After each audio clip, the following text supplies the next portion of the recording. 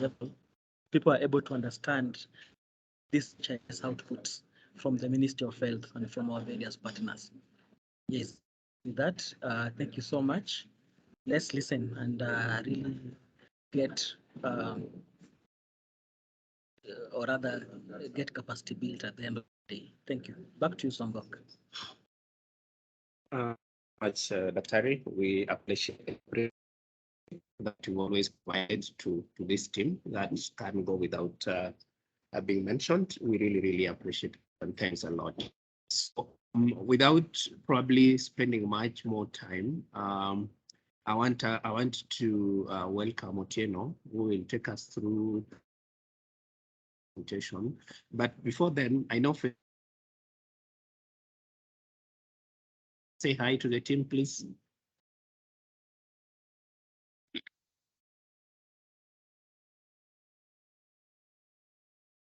Faith, if you can hear me, say hi to the team.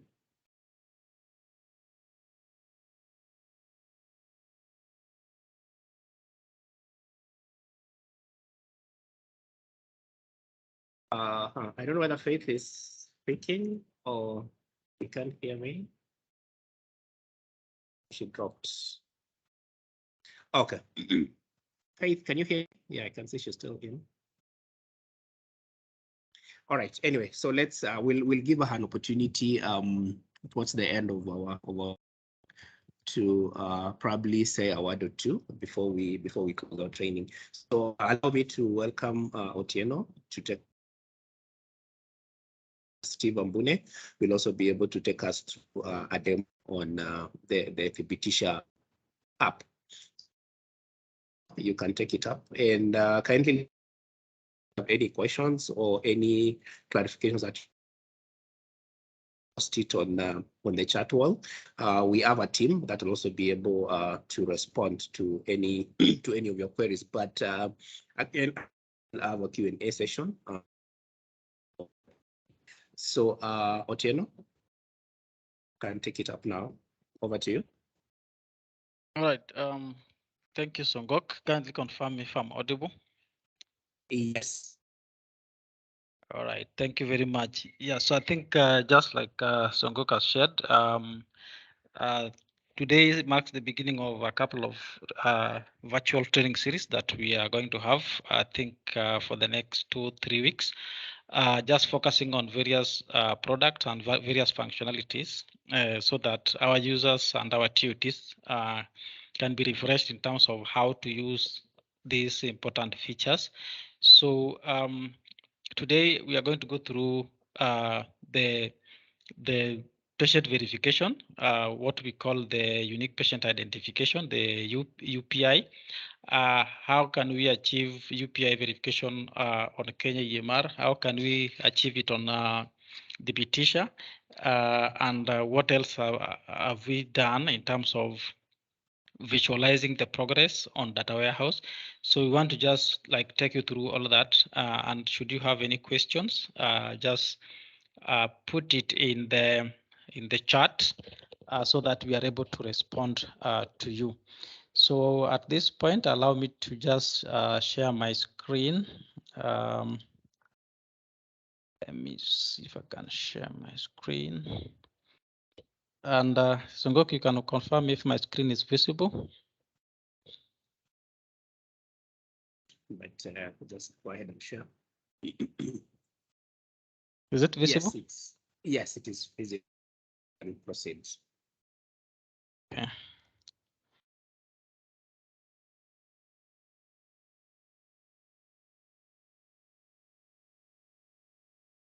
Okay, so I'm just going to take you through a very short presentation just to introduce the aspect of the NUPI verification, and we are going to look at from the system, from the EMR perspective, what is it that has been changed? What are additional systems that have been enhanced to accommodate the NUPI verification? And what are the key milestones that so far have been done to achieve this? So just from the introduction, so NUPI verification is actually, as Dr. Madiva have already spoken about it, is an initiative of the ministry to ensure that all patients can be identified uniquely, regardless of which facility that they visit. So that means that the EMR and all the systems that support this process were to be enhanced to accommodate this particular feature. So from our end, we have enhanced KenyaEMR and we've also enhanced DWAPI to include the data verification and upload feature. And this also includes initiatives to do with the capacity building of all the users and the stakeholders to ensure that these features have been used. And also, in terms of the technical support, we've always provided that service desk support to ensure that users are able to call in and get their issues sorted, especially when it comes to verification. So I'll just walk through some key highlights, but we are going to have a demo as well, just to see this in practically. So there are additional features that have been added on the registration windows, and I'm sure most of us have seen this, but if you are new to KenyaEMR, you'll find that there are additional fields that have been added to support this, including the national identifier fields that will capture the national ID values, as well as the identifier type, given that several identifier types, patients have different patient identifier types, including the national ID, the passport number, the birth certificate number. All those identifiers should be linked to one single unique patient identifier. So those fields have been added in KenyaEMR, and we are going to see that. Also, for retrospective verification online, the KenyaEMR has also been updated to include features for retrospective verification, appreciating the fact that in some instances, the facility might not be connected to the internet, or there could be some issues with the connection. How do we then give the user a chance to conduct that verification after the service has been provided to the client? So the whole idea is that the exercise for verifying a patient should not stand in the way of service delivery. So the service delivery should continue, and when the user has time, then they can proceed and now do the retrospective verification. So that feature is available, and we'll be able to see that. Again, for the new clients, a facility would be interested to first of all check whether this client had already been verified elsewhere. And I think such cases are very common, where a patient has been verified in a different facility. So this facility will be able to check online just to see if this patient details have been verified in a different facility. And if that is the case, then the EMR is able to pull the information, basic information about this patient as was registered in a different facility. And then this facility can now use such information to create this patient. If at all, let's say it is a transfine, they are able to create this without necessarily going through the new registration process. So that is a very powerful feature, so that we don't have to duplicate details when a patient has already been verified elsewhere. And reports have also been included, as we are going to see. That also speaks to the verification progress that the facility is able to pull and verify that this is the number that they have been able to verify so far. So we'll see that practically in a short while. That also goes for the DWAPI. So DWAPI essentially is a tool that is used to extract specific information from the EMR and send this to the national data warehouse. So right now, the DWAPI had already been upgraded so that it can also pick the verification feature, and this includes the MOH supplied unique patient identifier.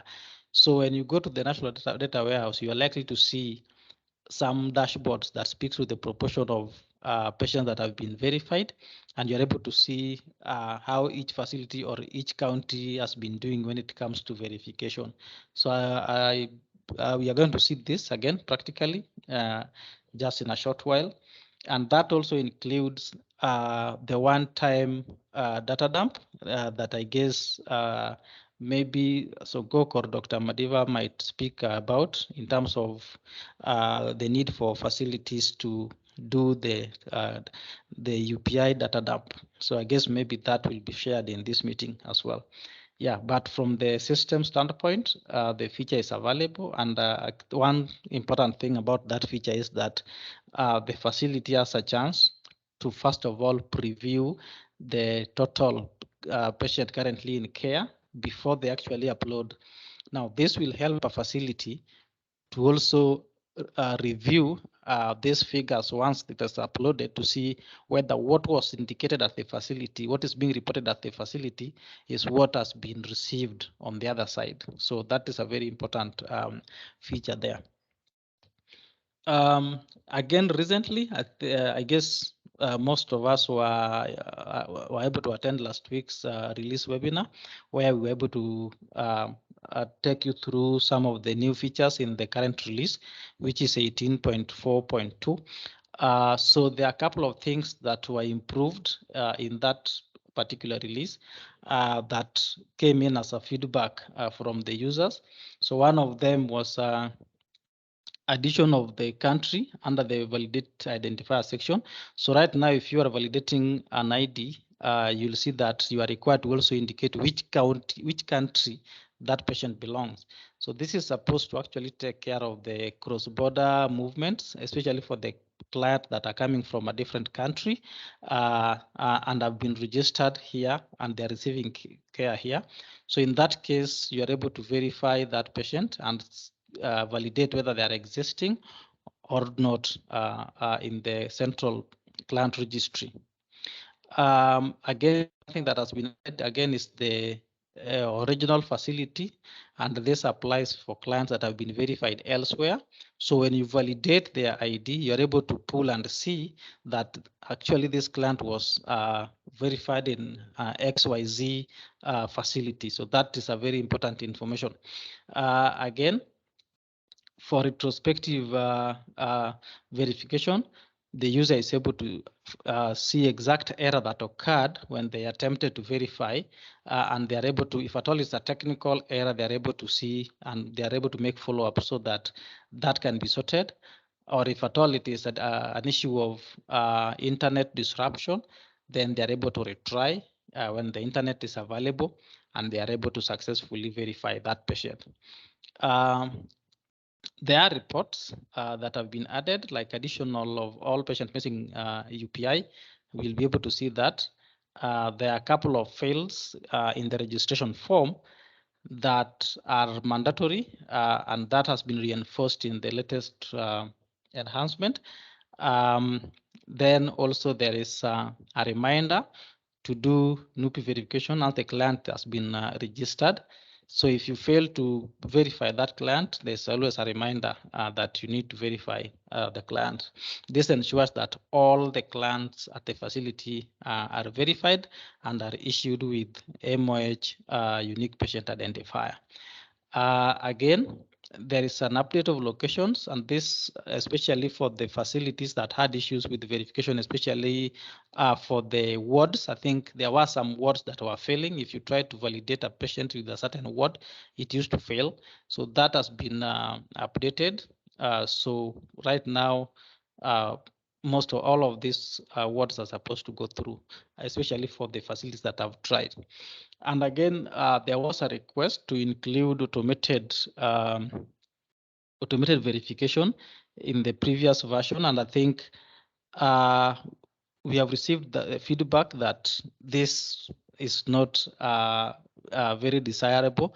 So that feature, the automated feature of verification in the background, right now has been disabled, and I think there is a release to that effect that will come out.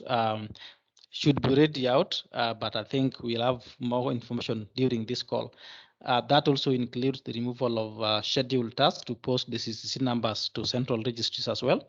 So initial feedback was that this was supposed to be automated, but then now we have been informed that this is the user needs to intervene and do this manually. So all those automations in terms of patient verification have been reversed. So this release, I believe, is available, but we'll confirm within this call whether it is available on GitHub or not.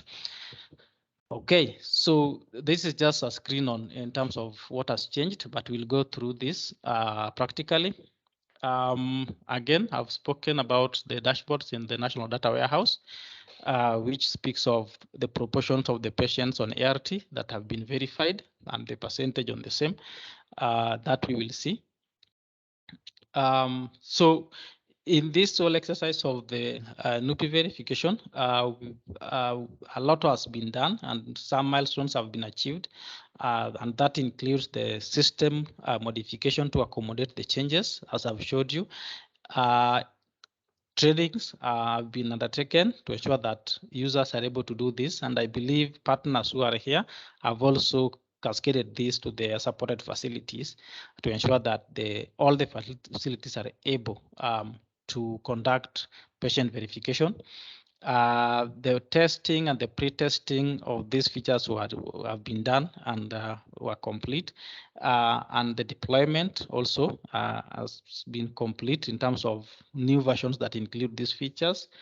Right now, there is a continuous tracking of the progress across all the facilities, just to ensure that we know every week which facilities are verified, what is being done, and what is remaining. Yeah, so that is an ongoing activity, and this is being reported every week. So at this point, that I'll just maybe request Ongoki if I can just proceed and show this practically. I can just share the screen again. Yes, Otieno, I guess you can proceed. Yeah, in case there are any questions, I will still urge the participants to post on the wall. So Otieno, proceed to the demo. Thank you. Confirm if the EMR screen is visible. Yes, very visible. Just go ahead. Thank you. Yeah, so I just, for purposes of this training, I just picked a sample client. This is a test instance, so it has got nothing to do with the real client. So we just wanted to kind of show you the home screen of our patient profile. But then in terms of the unique national identifier, this is how it will be able to appear once a patient has been verified and an MOH NUPI number has been issued. It will be able to be viewed on the patient profile as showed there. Okay, and this can also be alongside other identifiers like the unique patient number, the patient clinic number, and so on and so forth. So that's how it will appear. So the next question is, how do we, what are some of the processes when it comes to verification? So I'll just go through this, but I'll not be posting anything online because this is a test instance. We don't need to post anything, but I'll just take you through that particular process. So the process begins in two ways. So one way is when we have a brand new patient that is coming in for the first time, has never been verified anywhere. Then the second scenario is of a patient that is coming in from a different facility.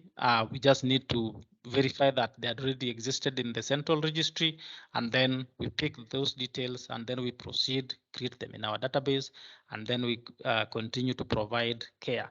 So I'll just take you through those scenarios. So the first one, we go through the patient registration, and we create a new patient. So this takes the scenario of a new patient that has never been verified elsewhere, that is coming in for the very first time.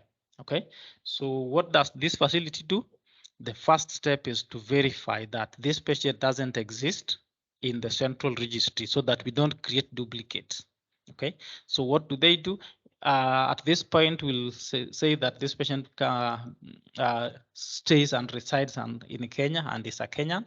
So we can scroll in the list of countries and select Kenya, or we can just say select Kenya by clicking that option. Then the identifier type in Kenya, we want to validate using the national ID, and the national ID, I'll just put it here. Then we validate. So the validation process is just to check that this patient exists. So in our case, this patient actually exists. So let me just pick another one. Let me validate this.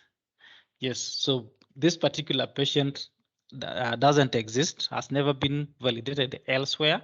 So that means we can proceed and create them. So we just create this. We continue and add in all these other indicators. So the first thing we'll do is maybe enter the patient clinic number, the national ID. If we have birth certificate number, that's fine, we can add that. And there are a couple of more identifiers available here that you are able to add, like the passport number, Huduma number, alien ID number, and a driving license number. So if that is all available, it doesn't hurt you to add them. Then we have the name.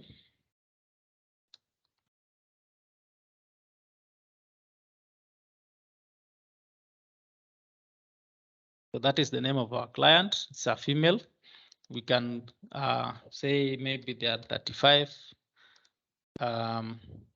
The marital status, the occupation. So these are mandatory. You realize now the gender, the name, gender, marital status, occupation, and education are mandatory. That also goes for the first name and surname. Okay. Then we have other mandatory fields like country. So you need to specify the country where this patient is a citizen of. So in this case, we just say Kenya, we just click Kenya. But if at all they're coming in from Tanzania, then we just go to the list here and select Tanzania. That also goes for Uganda, Sudan, Ethiopia, and Somalia. All those countries that maybe we can have some cross-border movement in terms of patients seeking care in Kenya. We have the telephone number, which is also mandatory right now. And we also have the county, again, that is mandatory, sub-county is mandatory, ward is mandatory. Then you can add in the next of kin, if there is, the relationship, their phone number if at all, and then the rest of the information. So once you have this, then you'll be able to post to the registry. I don't want to post anything right now. You'll be able to post this to the registry, and what you'll get from the registry is the MOH NUPI, the NUPI number, which will be written somewhere here for you. So the system will pull that NUPI number, write it here, and also it will be able to fill for you the NUPI number in this field. So you can see the NUPI number is locked. That means you cannot fill it by yourself. But once it has successfully verified this client, you'll be able to see the NUPI number in that field. So once that happens, the create patient button will be available for you. So you can create that patient and then you proceed to provide services for that particular patient. Yeah, so that takes care of the first scenario for a new patient that is walking in for the first time. So what do we do when we want to have we want to verify a patient that is coming in from elsewhere? So I'll just clear what I've just done. So the first thing again, as usual, is to first of all validate the ID number. So in this case, I'm going to validate this ID number. Then I'm told this patient already exists in the registry and the UPI number is this. So that means they exist. I don't need to create them afresh. So what I do next is I view the information of this patient as was done by that particular facility. So what you are seeing on the screen is what the system has pulled from the central client registry, from the MOH server. So we know the name, the gender, the phone number, the secondary phone number, email address, if at all there's available. We have the UPI number, we have the county, we have the sub-county, we have the ward. If at all this patient had maybe next of kin details, we would have seen them here. And most importantly, we have the facility that registered this client. So this client was verified in this facility. The location name will appear there, and that facility MFL code will also appear. Okay. So what happens in this facility is that I don't need to create all these details afresh. I simply say use the values in form so that all these values that are here can be taken to the registration form so that I can just save and I proceed with providing care for this patient. So I'll just say use these values, use these values, use these values, and close. And if you look at the form, all those values have already been filled. We have the name, we have the UPI, we have the telephone contact and all those details. So the only thing we need to do at this point is to maybe just specify again the gender, the age as of today, and maybe the phone number is already there. Then the county,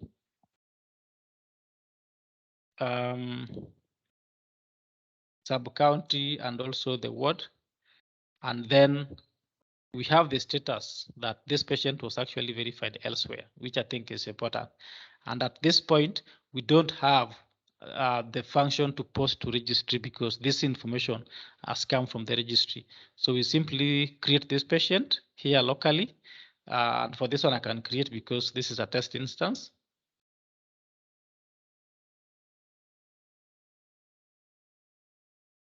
Yes, so once I'm done with that, I'm able to now proceed with providing care to this particular patient. We have already registered them. So those are two scenarios of patient verification, which we've seen. So the next thing that I want us to look at, also being cognizant of time, is the retrospective verification.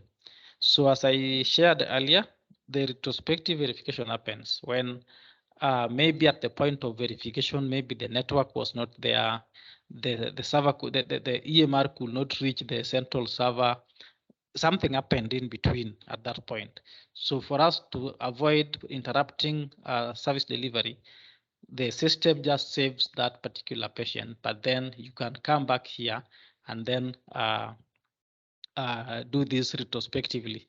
So we have under the NUPI verification application, we have two sections. One is the client verification summary, where we see the summary of the verification exercise. So we have like attempted verification, we have total verification, we have verified but currently on ART, and then we also have the number of patients that are pending verification.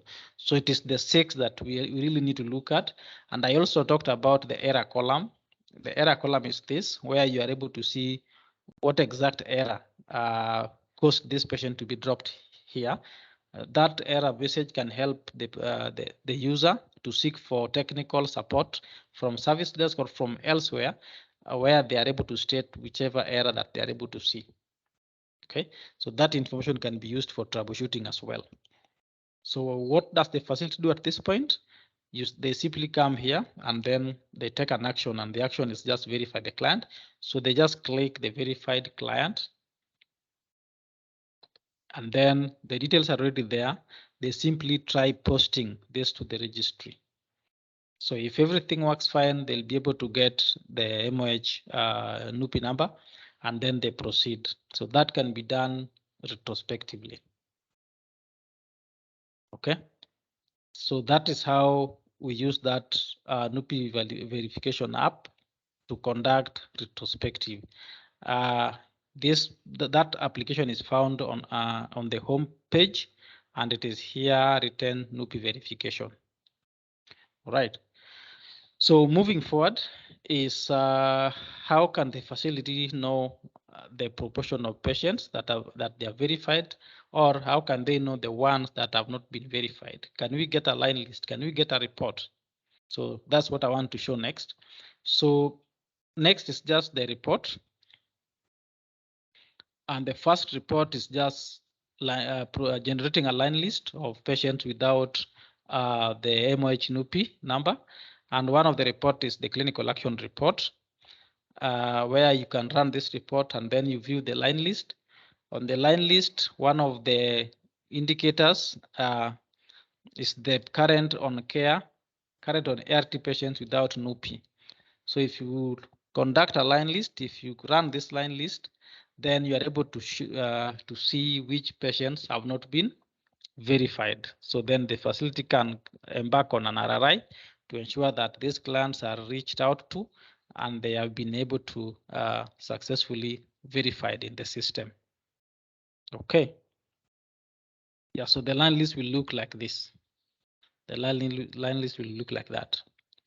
This can be downloaded on Excel so that you can have an offline version of the line list, which then you can use for the verification RRI if you so wish.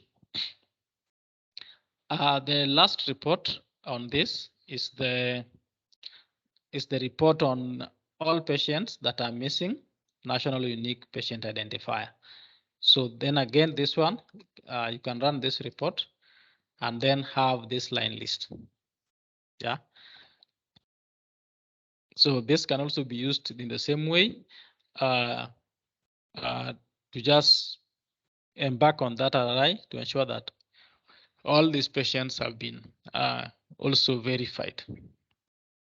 Yeah, so that is all that there is in KenyaEMR in terms of the patient verification exercise and the patient verification workflow on the system.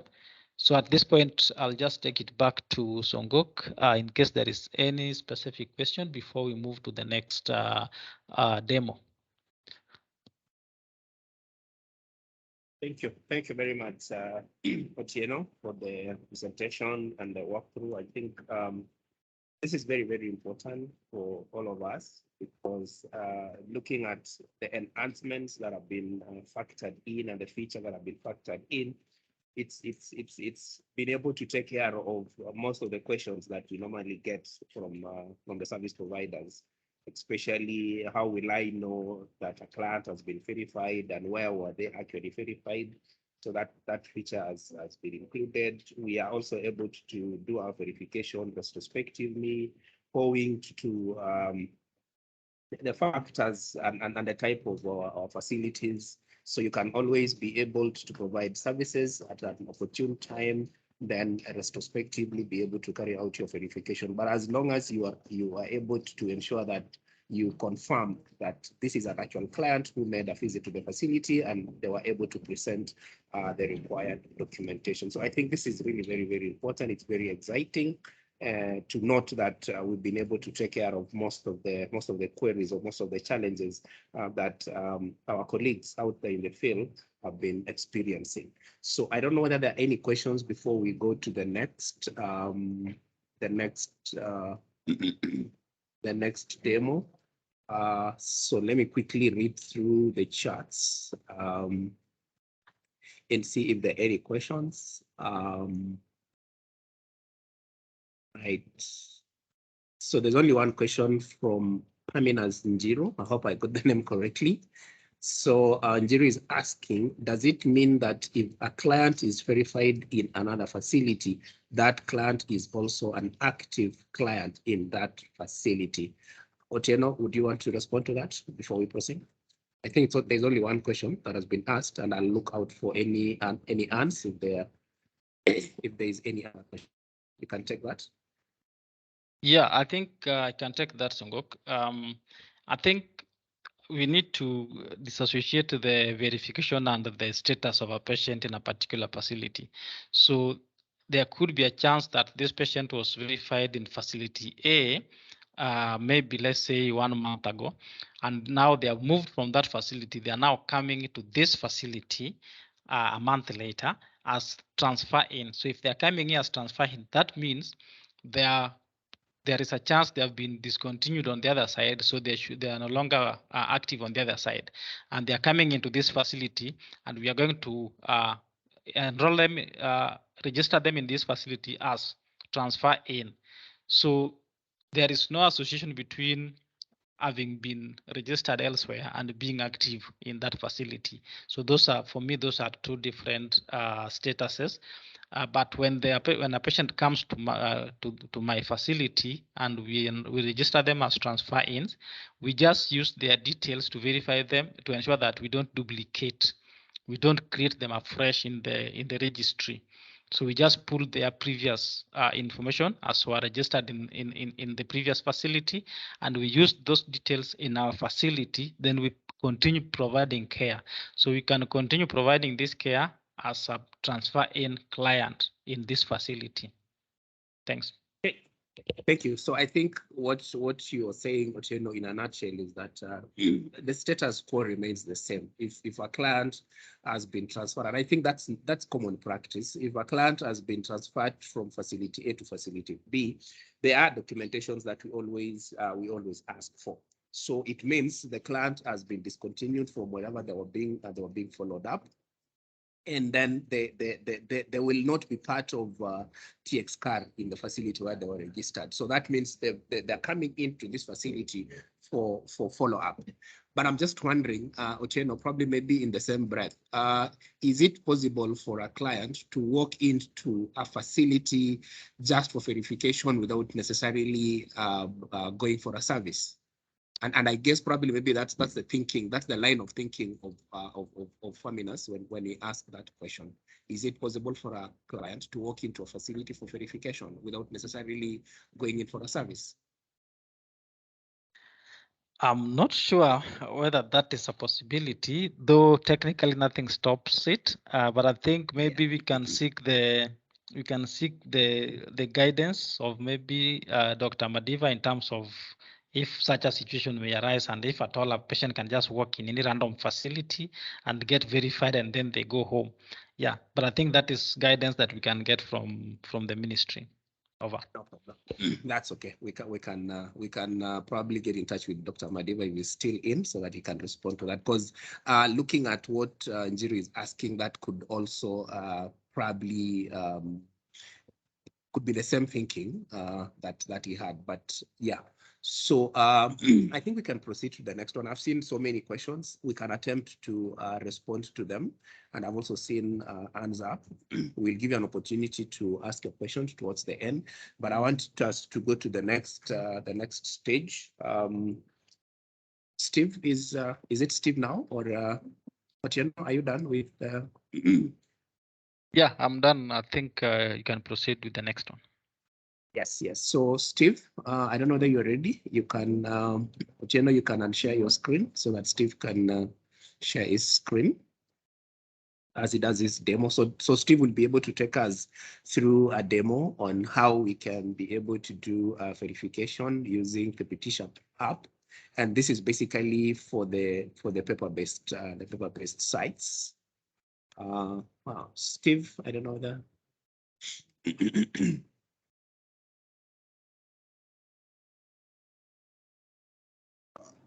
Yes, good afternoon, all. Songok, I'm not sure whether I'm able to share my screen because it looks disabled. I had already allowed you, so you should be able to. It's grayed out, so.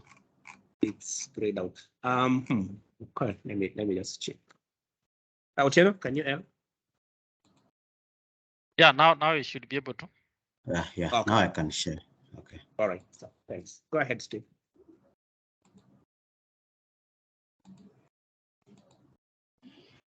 So I think you can be able to see my screen. Yes, are you able to see my screen? Yes, Steve, I can see your screen. Okay. Proceed. Thank you very much, and thank you for allowing me to do this presentation. So basically, I'm going to take you through the Thibitisha platform. The Thibitisha platform, it's an alternate version of the KenyaEMR. Basically, this is a solution to help those facilities that are not able to verify clients using the KenyaEMR, or they are not using KenyaEMR or any other EMR platform to carry out verification of their clients. And this platform is targeting the non-EMR sites, those sites that are using paper to manage their clients. So what you're seeing currently is the test version of the the Thibitisha platform, and what is here is the live site. So what I'll be taking you through is through the test site, so that you can all get a grasp of what goes on the Thibitisha platform. And this platform can be accessed on any device, that is a browser, phone, or a laptop, or a tablet. So you need to be online to be able to carry out the verification, so that whatever the verification goes on, or when you're doing the verification, you are talking to the central registry. So each and everyone who has to do the verification, we expect the person to have a username and a password. How we have set it up is that we allocate all the CASCOs across the counties credentials to be able to do allocation of credentials to HRIOs, and then we have facilities, we have the sub-CASCOs. So this can be carried out whichever way, depending on how the counties agree to do that. But CASCOs have the credentials to be able to allocate credentials to the sub-CASCOs, and then sub-CASCOs can allocate these to the facilities. So I'll just take you through the process of doing that. So once the CASCO has logged in, what you see here is it's NASCOP, but normally you should see your county name and the MFL code. So what you're seeing here is NASCOP, and that's where you should see the name of the county.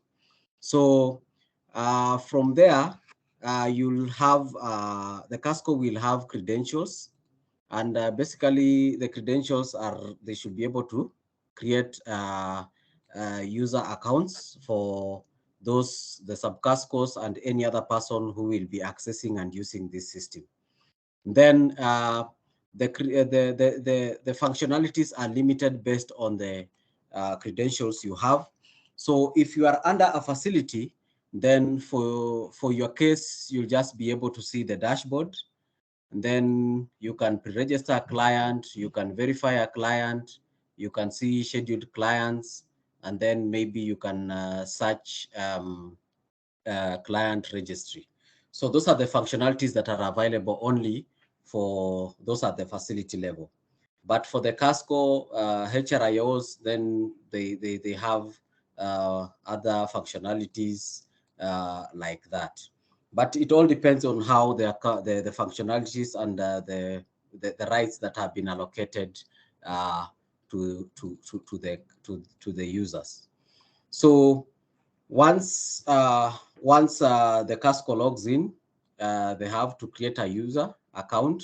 Let's say you are creating for a facility, so they'll go there, just click on create account, and then they have to enter the name for the person who is going to do the facility. So the facility you have to search by name. So once you start typing, the list just auto-populates. So you just type by name, then you get the facility, and then you have to indicate the number, staff number for that user. And then for the role,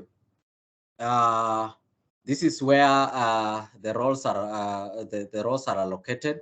So for the facility, we have to make sure that this person has the rights for the records, and then we allocate the role for the facility. So always there has to be a minimum of 2 roles under that user role. If you only put one, you'll have challenges whereby you'll find when you log in, you are not able to see anything. So for those who are going to use this platform, make sure you allocate the role of the facility and the records for those who are going to enroll and verify clients. And if it's for the, let's say for the sub-CASCO, for them to be able to allocate roles, one has to be TOT, and then we say sub-county. So that is for the sub-CASCO.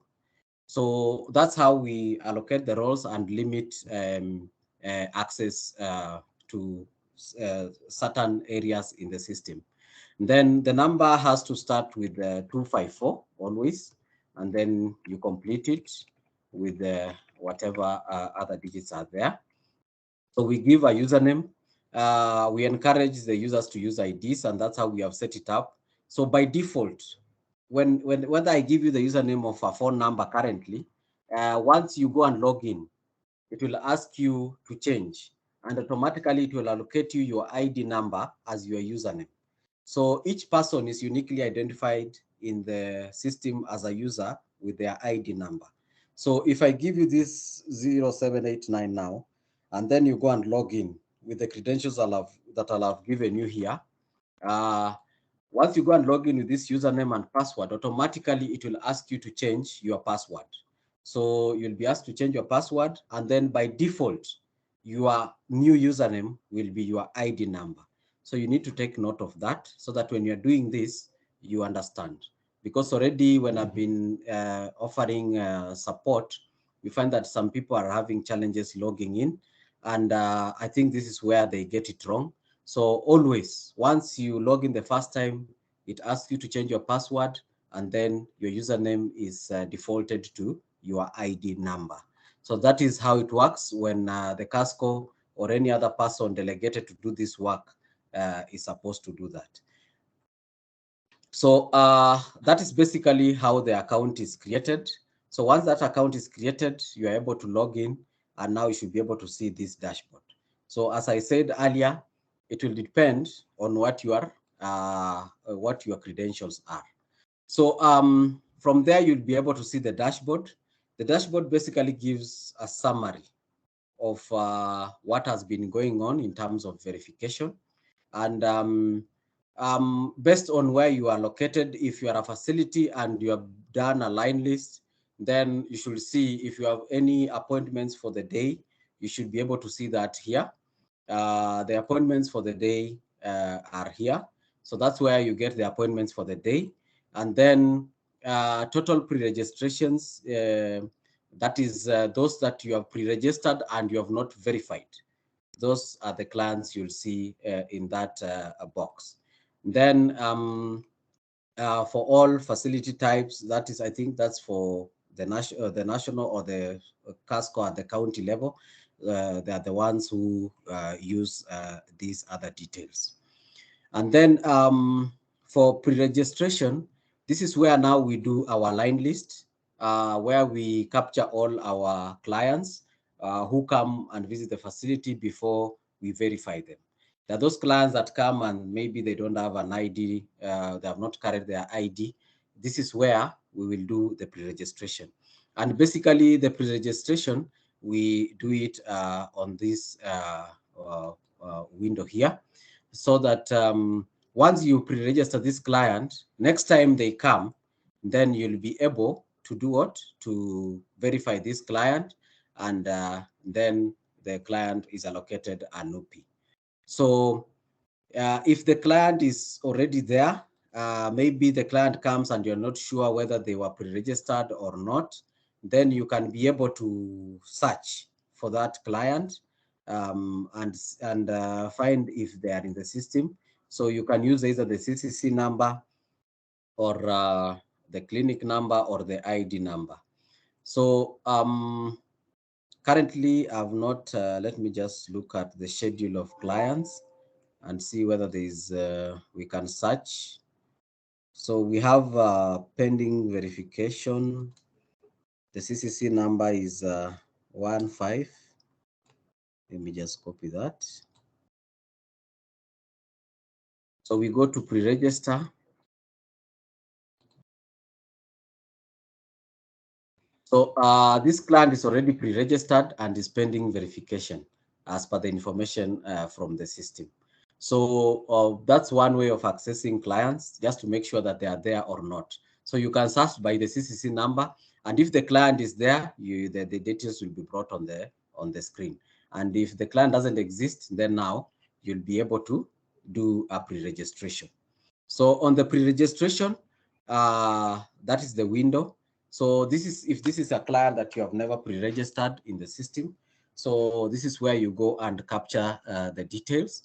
You'll capture the name, the middle name is optional, and then the last name, then we have the date of birth, and then we have the sex, we have the country of origin. You have to specify that, although this is optional as of now, because you're just pre-registered. You're doing what we call like listing in the system. So there are those options that those indicators that are optional as of now. It's not mandatory you put it there, but they'll be mandatory when you are carrying out the verification. Then the education level, then you can add identification. If this client has a CCC number, then you can put the CCC number. Then you capture the contact information, main phone number of the client. If they have other phone numbers, then you can capture them there. Remember how you write it. It has to start with the +254 for it to be captured properly. Then we have the next of kin, where you capture the name, the relationship, and then the phone number.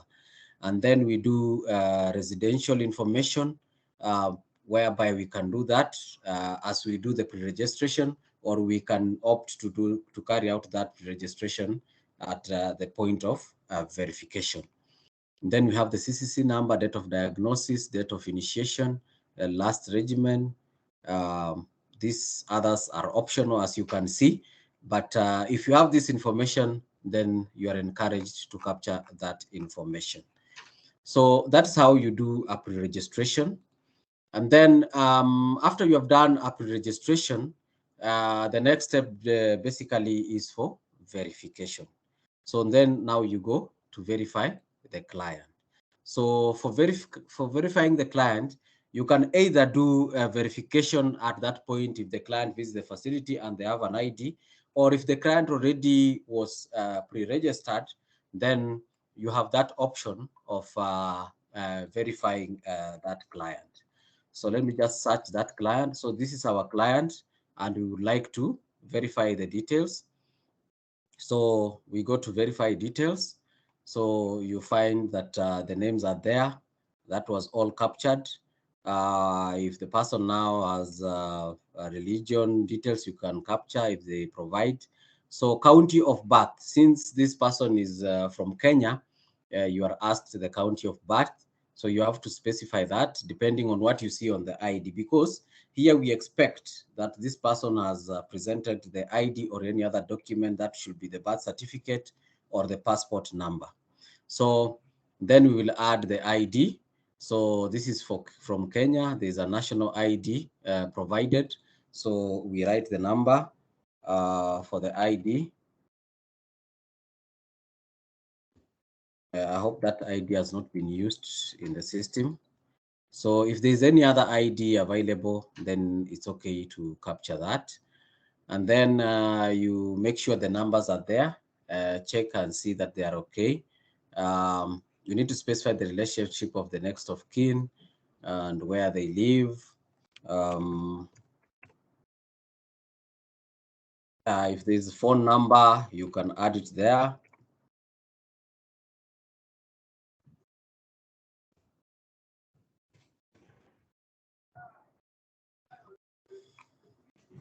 Then if there's any other next of kin, you can add county of residence. It is as indicated. And then now you can submit these details once you make sure they are okay. So if you submit, it will ask for any other details that are necessary.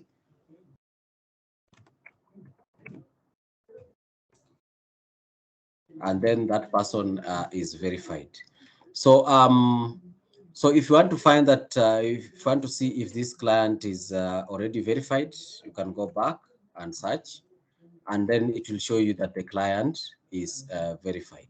So to see the CCC to see the MFL code, you go to search under you search the client registry.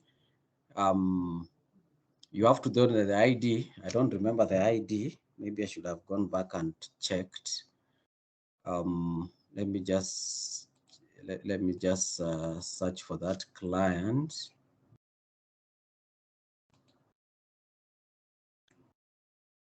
And see whether they can I see.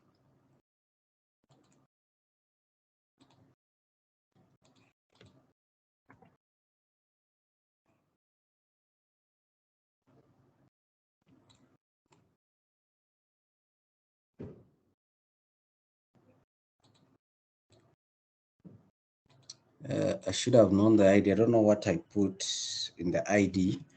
But then once you do that, you should be able to see the client, and the NUPI address should be able to appear there. So basically, that is the process of verifying client using this Thibitisha platform. We are still working on a few reports that we need. This is a summary report of those clients without CCC numbers as per facility.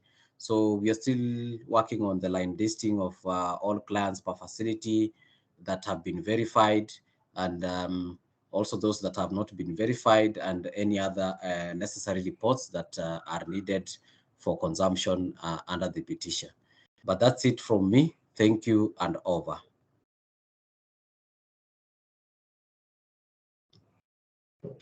Yeah, thank you very much, Steve, for having taken us through the app. I think this is also very, very important as we carrying out the verification exercise, more specifically in the paper-based sites, because this is exactly what they've been waiting for. And this is a team that is charged with the responsibility of ensuring that all the clients in our paper-based sites are actually accounted for. So I think I remember in our last webinar, most of the questions were actually around this app, and this really is very, very important, and it's come at a very opportune time for us to be able to also understand how the app would work in aiding us to be able to account for our clients. So thanks very much, Steve. I want us to go to the last bit, so that after which we open up for Q&A. I can see there's so many questions on the chat, and I'm glad Diana, Ogutu, and Otieno they've been responding to them. So let's continue responding, but we'll also give you an opportunity to be able to ask your questions. So thanks also, Valentine, for responding to some of the questions. So Otieno, I want to welcome you to take us through the last bit on the dashboards, more specifically just touching on the verification exercise. Otieno. Thanks, Songok. I would like to welcome Lillian from our side to lead us in that. Lillian, if you are available. So Lillian Taligola, you can take us through the next. Sure. I don't know. Oh yeah, okay, thanks. Go ahead, Lillian. I want to share my screen.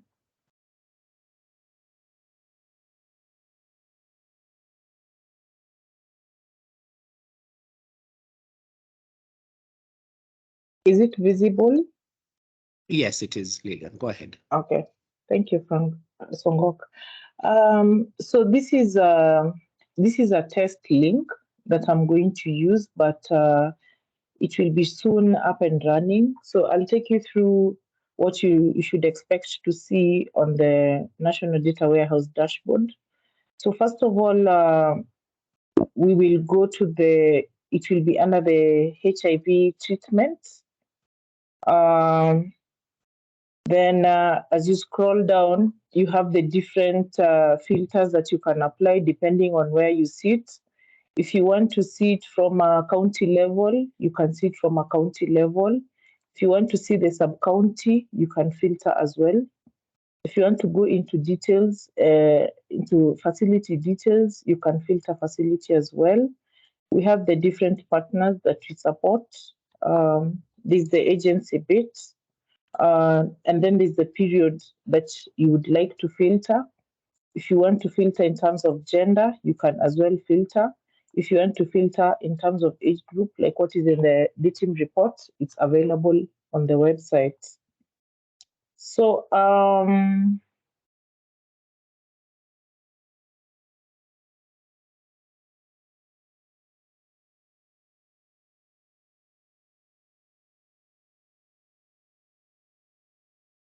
sorry. So, you will see the total, according to what you choose to filter, you will see the total current on ART, but this might be different to what is in the home page because this reflects the refresh that we do on a weekly basis. So this one will, the total current on ART will be different from what will be on the home page.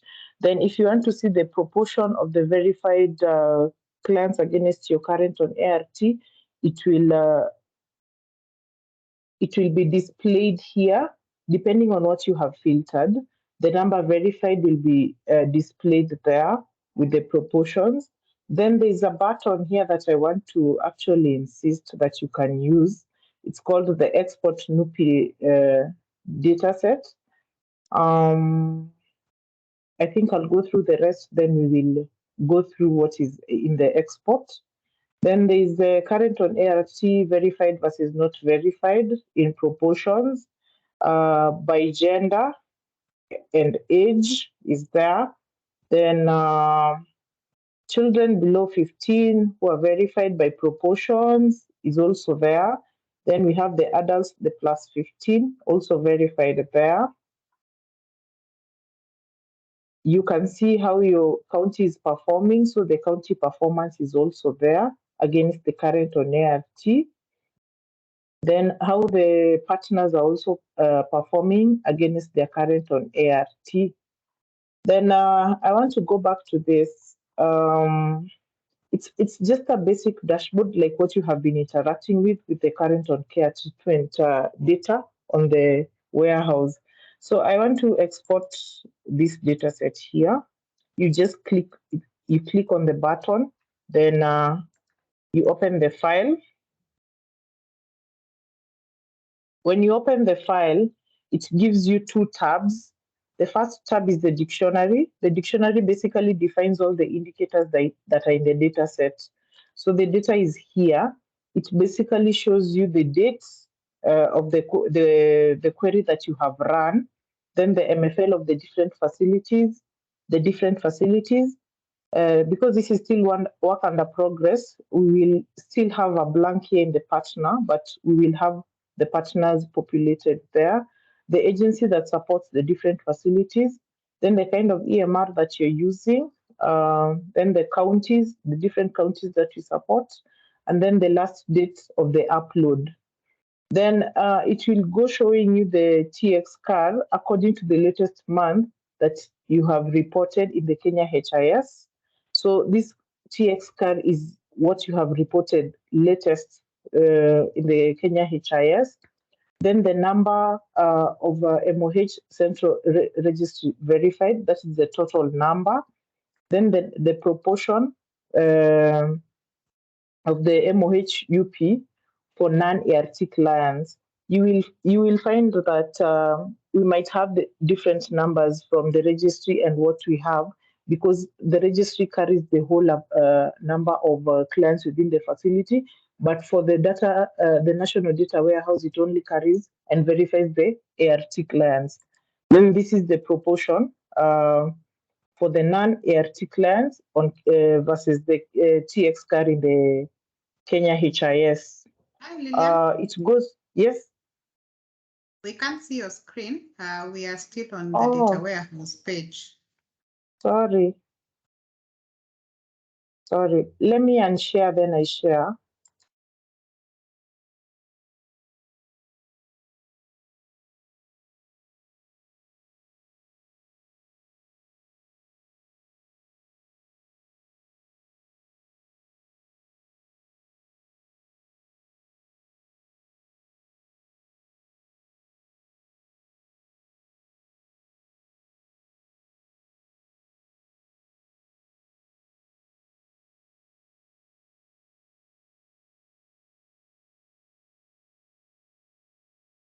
So let me download it again. Sorry, guys.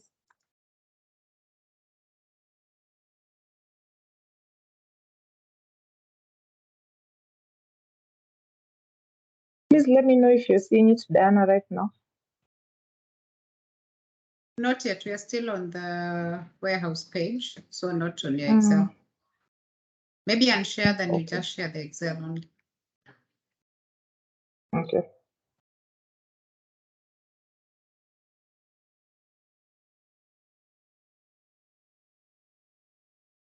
Have you managed to open the Excel, Lilia? Yes, I can see it from my laptop. Then now share the Excel. Okay.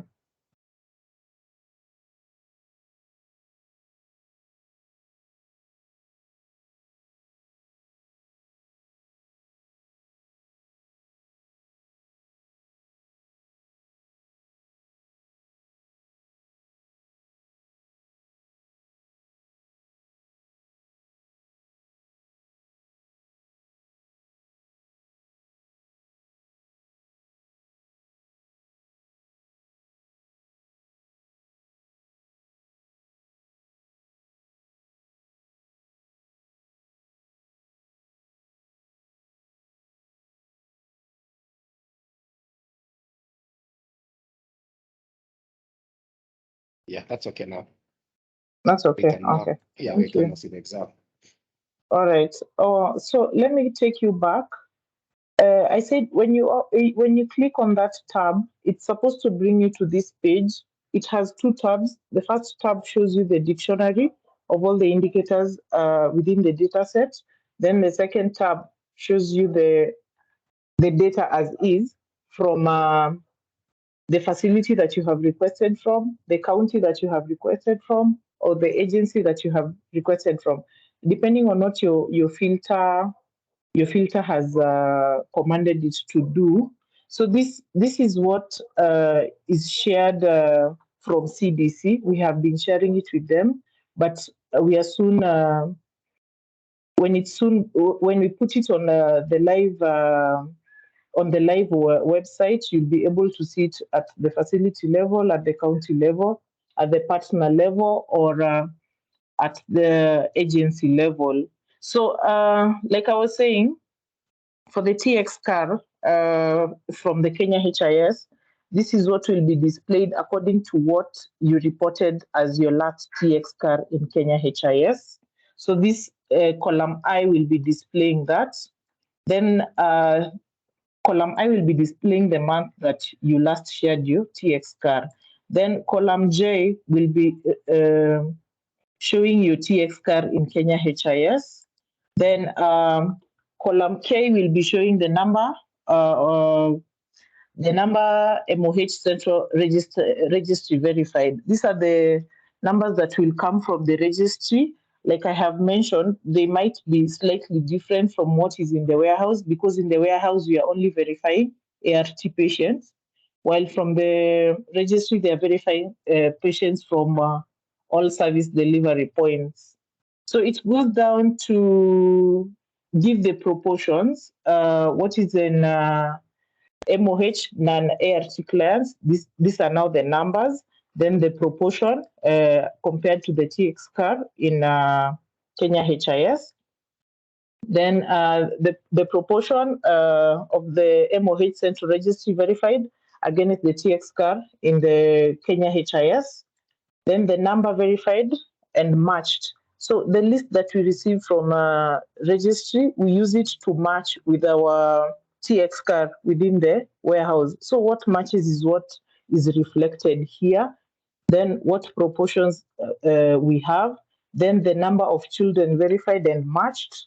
When we say children here, we mean the below 18, the ones that we verify using the birth certificates. Then the proportions according to what we have as TX car in the warehouse and what has already been verified. Then for the adults, we have the above 18, the adults that are verified and have been matched with the CCC numbers in the warehouse. Then the TX car from the data warehouse, then the proportions from the data warehouse. So this one clearly tells you how each facility is performing. You can easily follow up to just find out how your facilities are performing, and if there are any issues, you can easily detect from where they're coming from. I think basically that is it from the dashboard. It's just a simple dashboard to use. It's very friendly. So unless there'll be questions, we are ready to answer. Thank you. Great. Back to you, Thanks. Thank Songok. you. All right. Thank you very much, Lillian, for taking us through the content as we look forward to be able to viewing and having the dashboards live. Like you mentioned, I think this is test, so we are not able to see, or all of us are not able to see this at the moment, but it's work in progress. And probably based on what you've been able to see, if there's if there's any inputs or any ideas that you have that would help us improve it further, it would be very, very, very helpful. So you can always reach out to us. We're very open, and we can improve the dashboards further. Because, right. Sorry, I think I got dropped for a second. Yeah, because at the end of the day, whatever dashboards that we are developing are meant for our use. They're meant to help us consume the data and make use of the data that we're generating from the facilities. So asante sana, Lillian, for the walkthrough. Now, I think we can then change gears and go to the Q&A session. Just looking at the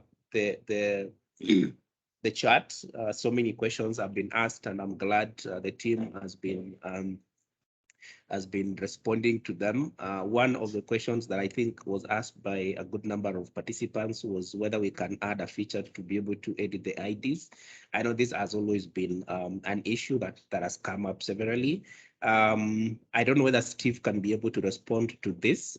Initially, we were informed that this feature may not be really available to us at the facility level because of administrative issues. So we were guided that any change of any edits in as far as ID numbers is concerned should be done from the central level. I don't know whether that changed. Probably Dr. Madiva or Steve can provide guidance on the same.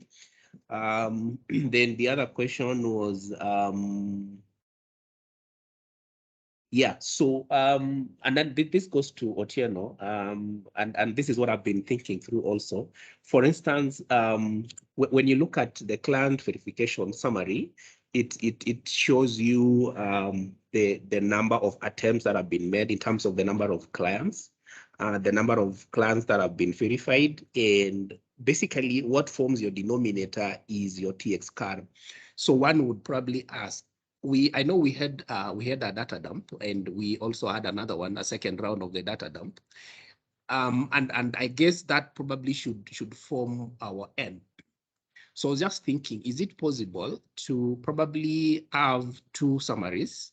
One, showing us a summary of how far we've been able to go in terms of progress for the number of clients that were dumped, and another summary similar to what you've just shown us.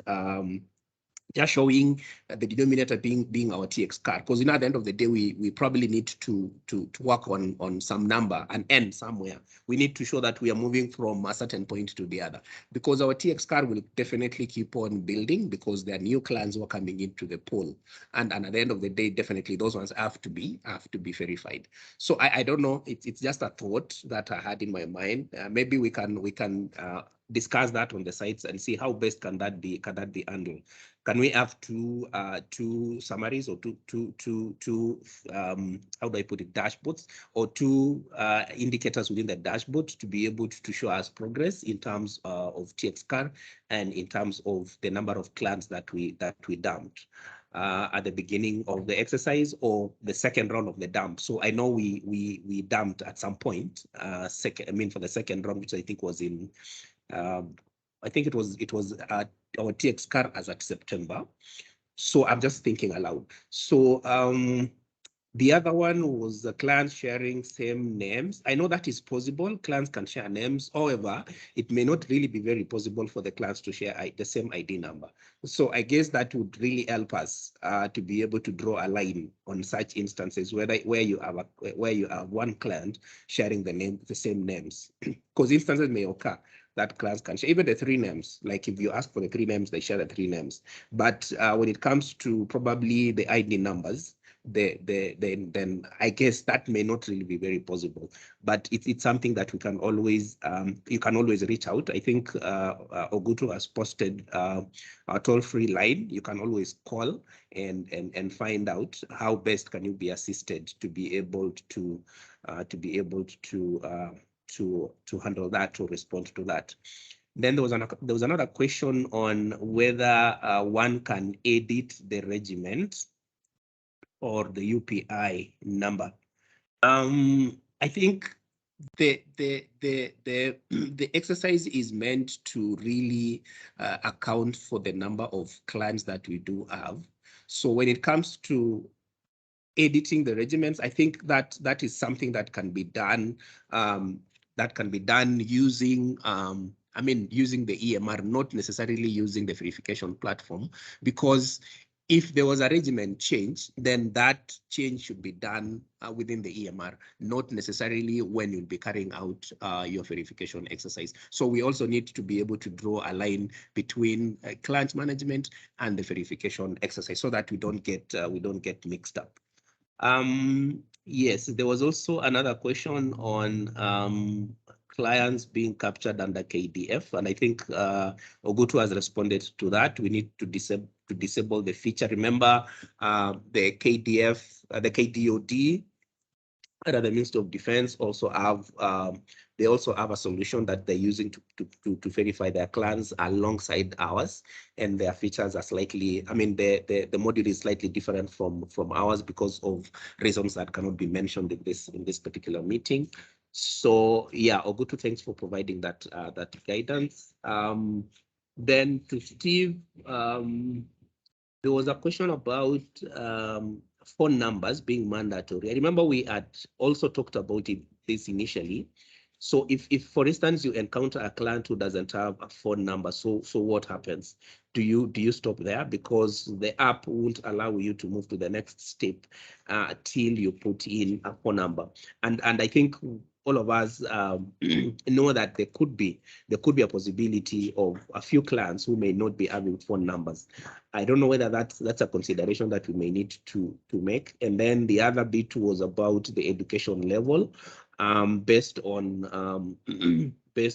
one of the participants. It seems like education level is also mandatory. So what about those guys who never stepped into a classroom? What do you put in there? So probably Steve, you could also prepare to respond to those. I think the rest of the questions have been answered. So maybe Otieno, if you have any comment, Steve or Dr. Madiba, if you have any comment on what I've raised, then we can also allow a few members to ask their questions. Otieno, you can go first.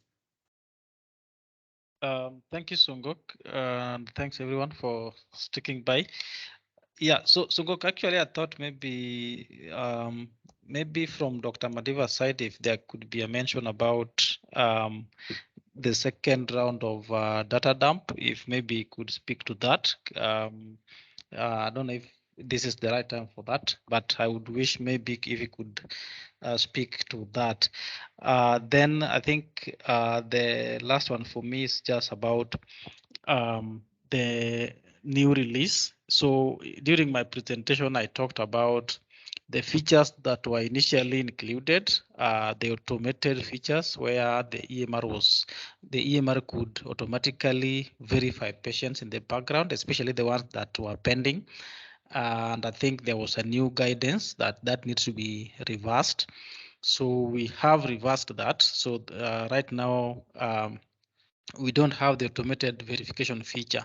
So for all the facilities that were upgraded to 18.4.2, you may want to revisit the GitHub and get a new release that is already there, so that you can upgrade the facilities once more, just to reverse that automated feature. So then we are able to verify the patients manually. So yeah, that's what I wanted to touch on, just to remind the guys. So you'll find that there's a new release, which is 18.4.2 in the GitHub. So go right there, just pick that and upgrade it at the facility to reverse the automated feature. Yeah, so I think that's it, Songok. So maybe if you could give it to Dr. Madiva to speak on the second data dump exercise. Thanks. Okay, thank you, Otieno, for your comments. I think most of the questions that were raised, we'd already responded on the chat. So, Dr. Madiva, I don't know that you're still. I can't be able to see, Dr. Ari, if you could respond to the two questions that were raised on the phone number and the education level, and then the other one was editing of the IDs. Dr. Ari, if you can hear me.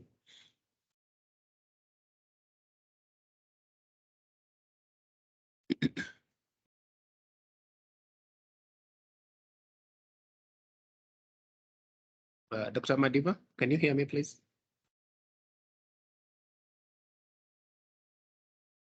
Or Steve, if you are in a position, you could respond.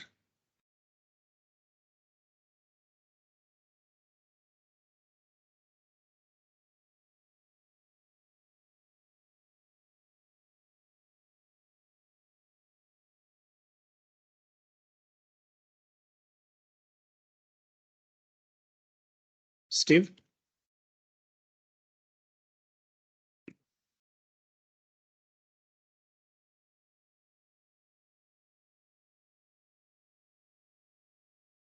Steve, your mic is on. I don't know if you're speaking, we can't hear you.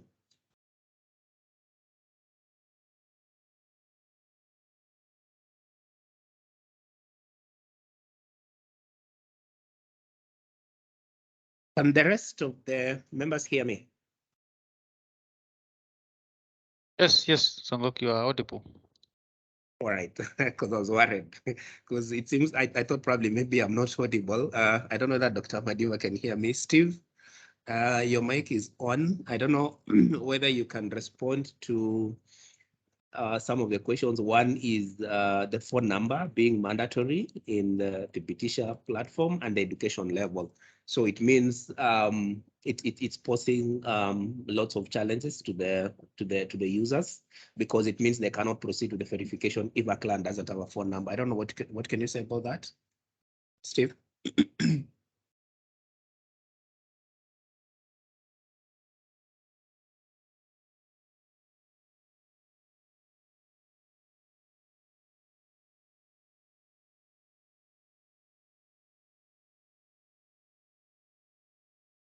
Steve's mic is on, but I can't hear him, but now it's mute.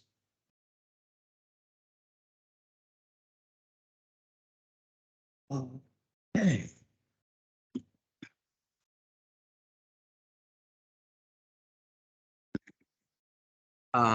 Steve's mic keeps going on and off.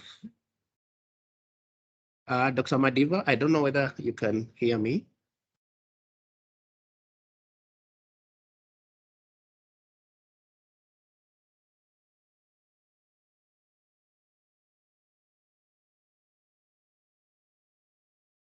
Just hold on a minute. Let me reach out to Madiva on phone, kindly.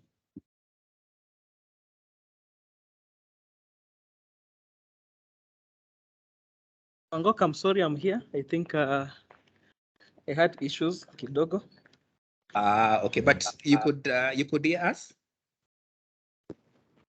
At some point, I lost people. No problem. So I'll quickly repeat the questions that probably we need some guidance from your end. So one is about whether we can be able to add a feature to edit IDs, because I think this is something to edit the ID numbers. I remember Yes. this had been raised previously, so probably you could respond to that. Then on the Thibitisha app, there's a mandatory field for phone number and education level.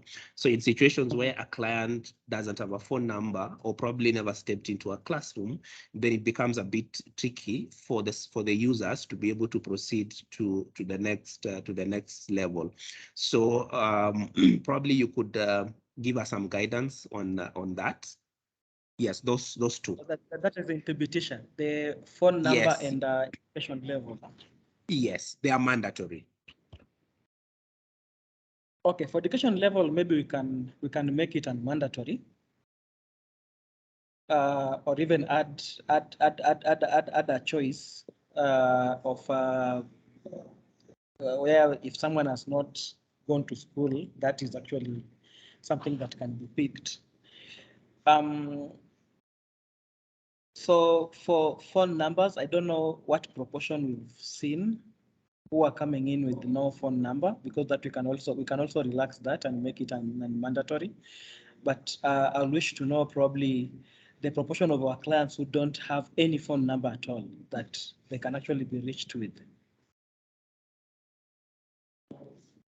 Okay, thank you. And then the last one was about the edit. I remember we had discussed this and we had agreed that this feature should be left to the admin, the editing of ID numbers, probably in case, in case of an error.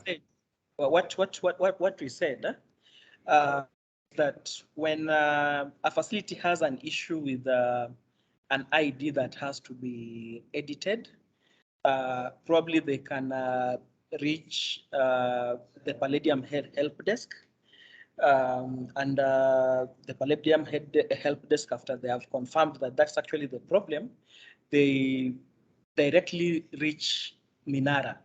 And I'm actually quoting Minara because he's the one who has been mandated with that, Ian Minara. He will be able to edit the IDs from the back end, from where he sits. Oh, okay. Thank you, Doc. I think the reason as to why we didn't want to open that to everyone is because of the reasons that we all know. If in case in case there are any obvious errors, so let's just have one central point where those corrections can be made. Yeah, so I think we wanted to control people probably coming in to edit IDs and changing whatever's already been put there, either intentionally or non-intentionally. So it is easier for us to look for a specific person from Palladium or at the central registry and ask them why some IDs were edited, yet they did not really reflect what was happening in a health facility. So it becomes easier that way because the IDs are quite sensitive, and that's what we're actually using for verification. And if we just keep it open at the facility level, or even at the sub-county and all that, it will bring so many issues.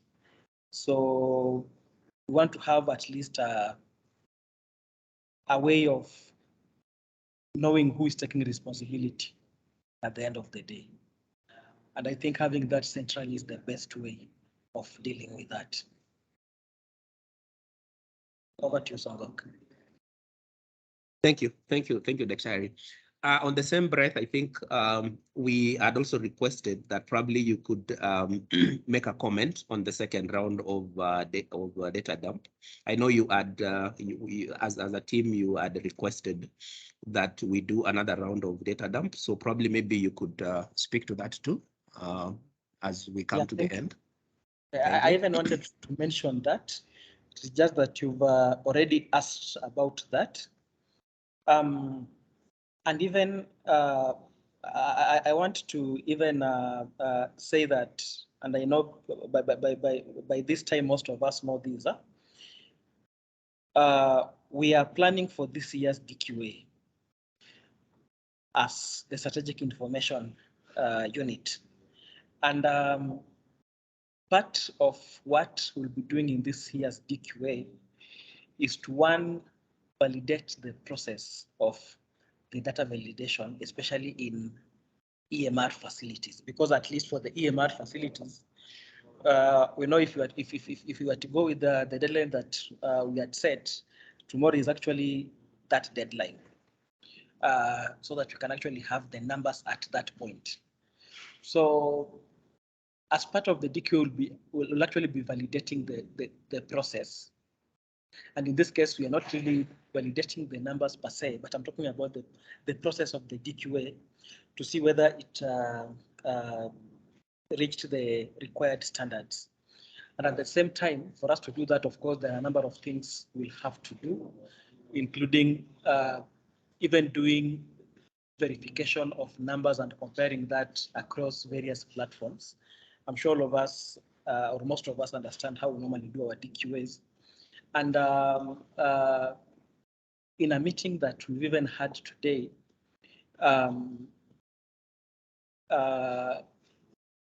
we are requesting that facilities, especially the EMR facilities that have not updated their dump, to really work and update the dump. Remember, our updated dump was to look at and probably capture clients that were active on ART as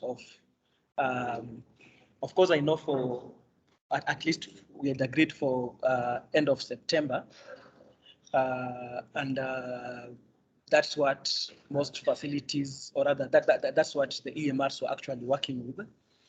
So there's need that is actually completed, because as part of the DQA process, it has been requested that also the dump will actually be part of the process, especially active on ART in the dump, and therefore facilities that their data is not updated in terms of dumping should actually make sure that probably before this week ends, and by this week I mean we only have Wednesday, Thursday, and Friday, they need to work towards updating that dump, so that all our EMR facilities that are participating in this exercise have all their information updated. Of course, I know we had new facilities that came in. I'm hoping that they had already put in the information in terms of the class they have, and therefore definitely we expect more facilities than even what we had in the initial dump, having all their data being dumped by weekend. So at least for EDAP, they have done that. For AMPAT, they have done that. And I think we still have a number of facilities within KenyaEMR that are supposed to actually do that. So we are hoping that that happens. Sorry for the noise, background noise. We are hoping that that happens, so that even for the purposes of looking at the data by end of November for the EMR facilities, and also preparing for the DQA in terms of know that we are dealing with updated dump and not the dump that was done as of 31st of May. So I'm hoping that we'll be able to work around the clock to ensure that that happens, so that any of those processes is not strained at the end of the day. So, and probably even as I conclude, we have a very high level meeting on Thursday this week. Remember, we had talked about the deadline being for the EMR facilities being tomorrow, basically, and therefore on Thursday there's a meeting that's already been called to just look at the analysis and what we already have and make very serious decisions.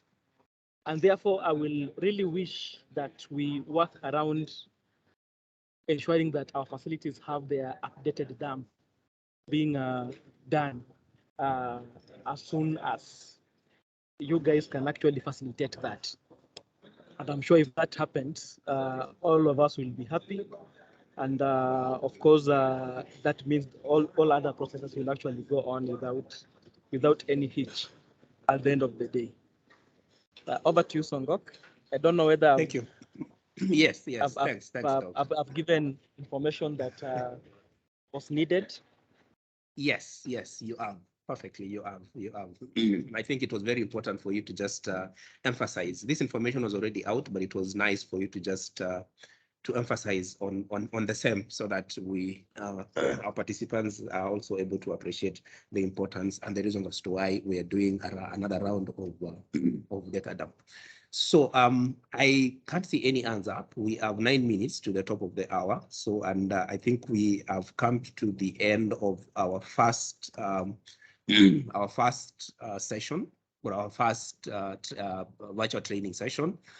We will, like I said, we still have some more to come. In the near future, we will also be able to, I think we send out a calendar invite for the same. So these trainings are recurring. And so we have come to the end of today's training. And as we close, I want to, Otieno, your hand is up. I wanted to welcome Dr. Jacob to just make a few remarks as we close before I welcome Amadiva. But Otieno, your hand was up. Just go ahead. Yes, thank you, Songok. I just wanted to announce the next training session, which is this coming Thursday. So in the chat, I've seen guys asking about the automated upgrade tool for KenyaEMR and other HIS products. So in our next session, we'll be looking at that and how that can add value in terms of how can we use that tool to do the backup at the facility? How can we use that tool to do KenyaEMR upgrade automatically? And what is there in future for that tool so that we can expand the use of that tool to enable us reap as maximum value as possible from the tool. So on Thursday, same time, same place, we'll be training on the automated KenyaHIS upgrade tool. Thanks. Right. Thank you very much, Otieno, for that announcement. I didn't have the dates, so that's why I didn't want to commit myself. But thanks for coming to my rescue. So Thursday, we'll also be having another session. I will remind you of the same, and we are hoping that all of us will also be able to attend. So before I welcome Dr. Jacob, Diana is in the house, so I want to give Diana a minute to also say hi to the team. Then I welcome to Dr. Jacob. Faith, I hope you're still in. I will also want you to just say a word before Dr. Amadiva closes the meeting. Diana? Thanks, Songok, and thanks everyone for your time to attend this important training. I think Otieno has already mentioned that we have planned a series of trainings so that we ensure that we have capacity built all the users of our systems so that they are really aware of what is in the system, and not only creating awareness, but also getting good feedback on how we can improve our systems as well. So we appreciate you taking time to come for these trainings. We'll be having a series. I think in the email there was dates and for the different sessions that we'll be having. And of course, if you have any other topic that you feel like we should handle, we are really available to support on that. I hope you've taken note of our service desk numbers. So don't be stuck when you are facing difficulties. You don't really have to wait for the meetings like this. We can provide that prompt support. I believe we have posted on chat the links, I mean the phone numbers and also the email addresses for our service desk. It's toll-free number, so just know that the cost of calling has already been taken care of. So if you just call, you'll not be charged on your airtime. So please, let's make use of that available channel so that we can ensure that we support you. Another thing is that we also have a website that has all the documentation, all the SOPs. We have a YouTube channel where we also have YouTube videos that you can also go through. So my colleague Otieno will be sharing that in the chat so that you can just be going through those SOPs. Easy to navigate. But still, if you're stuck, feel free to call us for support. So I think we have shared the link also to the release. There's a new release that's 18.4.2 available on GitHub, so we can be in a position to do that. And lastly, it's just to mention that DWAPI has the capability of receiving, of transmitting and also receiving the data dumps. So kindly let's ensure that for all the EMR facilities, I know we had done one round of data dump. I think Dr. Madiva had already mentioned that. So anytime you can just ensure that all the facilities that we support, let's go to the CR docket on DWAPI and just send that the data dump. So that, as has been explained, will be used to compute the N. That is the current on RT. That will be the denominator for this verification. So thank you, and thanks for your time again, and have a good evening. Back to you, Songok. Thank you very much, Diana, for the remarks. And I'll still repeat, just in case there are any questions that we were not able to adequately respond in this particular call, please use the chat, use the toll-free number, sorry. Use the toll-free number to reach us out. We will be able to ensure that all your questions and all your queries are actually responded to. So now, allow me to welcome Dr. Jacob to make a few remarks before I welcome Faith. Dr. Jacob, kindly. Dr. Jacob is not on the call, so maybe you can proceed. I thought I'd seen him, he dropped. Oh, okay, he's not on the call. Okay, fine. So, thanks, Diana, for the heads up.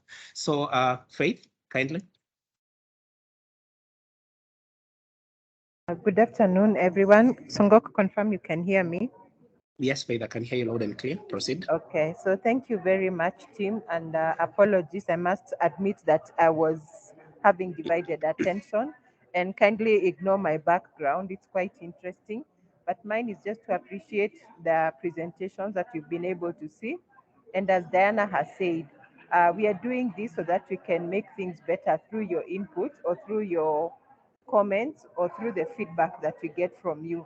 So do not hesitate to get back to the team to just share what you think is missing in the current release or in what you have been able to go through today. And we will really appreciate to make life better for all of us, whether serving at the facility or serving at the national level.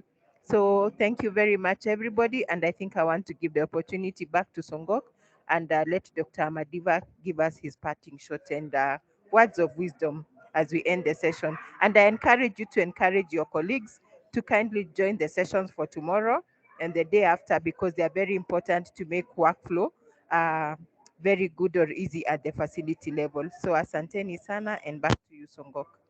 Thank you very much, Faith, and thanks for for making the rallying call for us to reach out to our colleagues. I think that's very, very important, so that we're able to reach out to a wider audience, because that's our main aim, actually. Yeah. So on my behalf and on behalf of the team, let me also take this opportunity to most sincerely appreciate every one of you having found time to be with us. I know the dropout rate was not high, and I really appreciate you guys for sticking with us all through. So before I welcome Amadiva, I want to request Valentine Komulo to, once Amadiva is done, kindly prepared to close for us with a word of prayer. So Dr. Amadiva, kindly, you're most welcome to make your final remarks and words of wisdom to this particular team.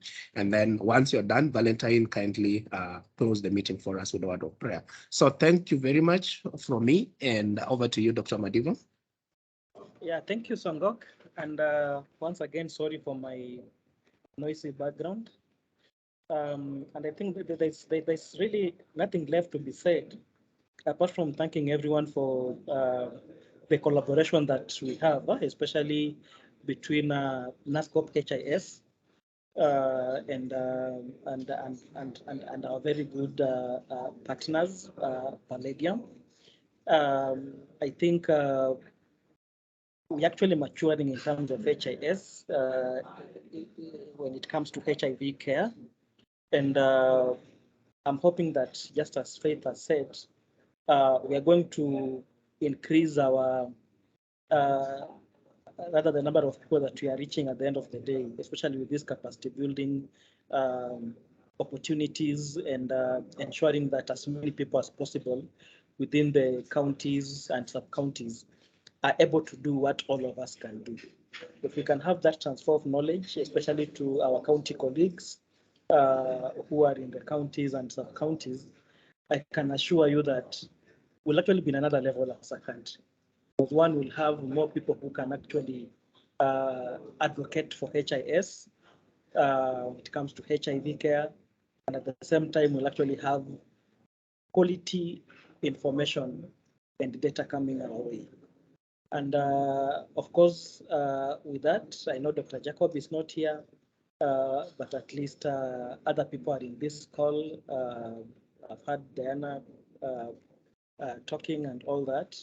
We are happy as NASCOP, and we are hoping that we'll actually continue collaborating in not just this, but we'll still think of better ways of improving our HIS space, and even improving the way we capture information and the way we capture data. Because I have a dream that one day we'll be talking of 100% coverage when it comes to HIV, HIS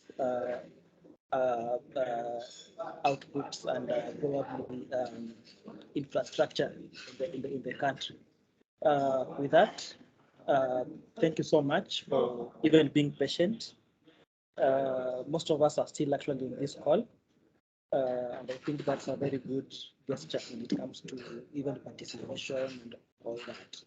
So from NASCOP, on behalf of Head NASCOP, who is not in this call, I want to thank you and wish you all the best.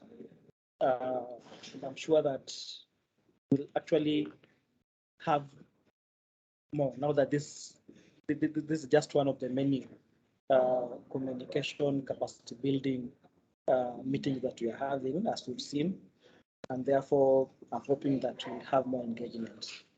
With that, asanteni. I know there was someone that was supposed to pray immediately I finished talking.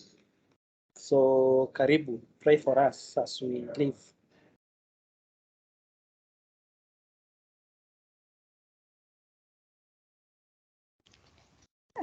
Thanks all for that, and thanks for coming. I don't know if you can hear me. Yes, ma'am, we can hear you. Go ahead.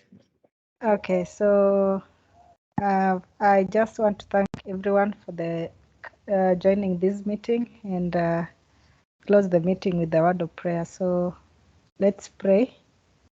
Father, in the mighty name of Jesus, we come to you this evening, thanking you for the wonderful deliberations that we've just had.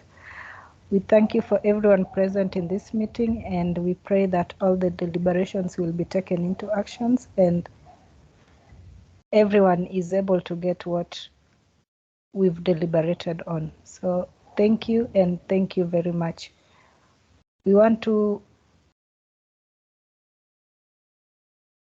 I want to say thank you again for giving us a chance to have this meeting on this particular day, and just to appreciate everyone within the meeting. Thank you, and amen. Amen. Thank you, brother.